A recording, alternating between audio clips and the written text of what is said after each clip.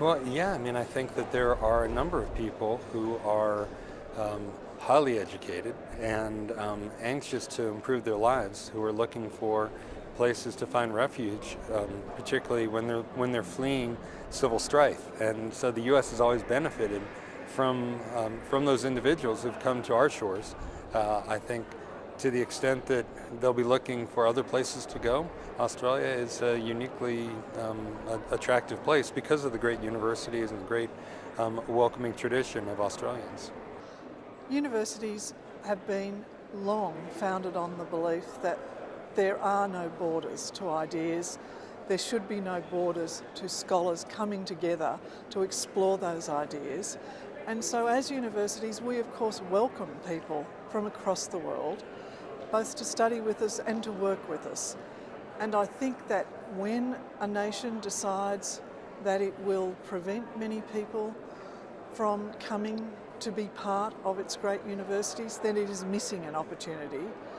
And that opportunity is available then more readily to us in Australia because we remain committed to accepting people in our universities to study and to work, to bring their love of ideas and discovery to us.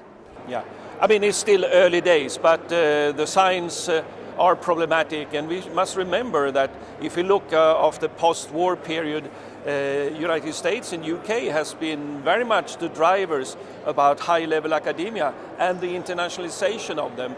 I in Stockholm have been involved in the Nobel Prizes, and for example, I think 50% of all Nobel Prizes in science has gone to these two countries. So if they abdicate or retract within themselves, it's a major change and we will be affected. On the other hand, I don't think we should be too fatalistic about it because Southeast Asia, Australia, has quite a critical mass by ourselves, we can say.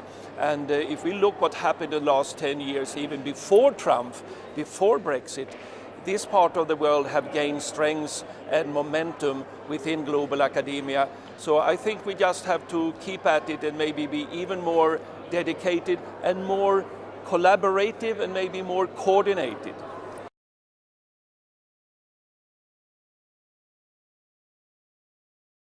That means we need to be taking more PhD qualified people out of the universities, and we need to be seconding some of our staff to either lecture as a way of getting familiar with topics or as working in research institutions to get a deeper understanding. I believe that in the new model of innovation, it is this outreach by universities that come out of their ivory tower and collaborate not only with startups, but also with the SMEs that are ambitious, that want to change, that know they have to change. That is the key.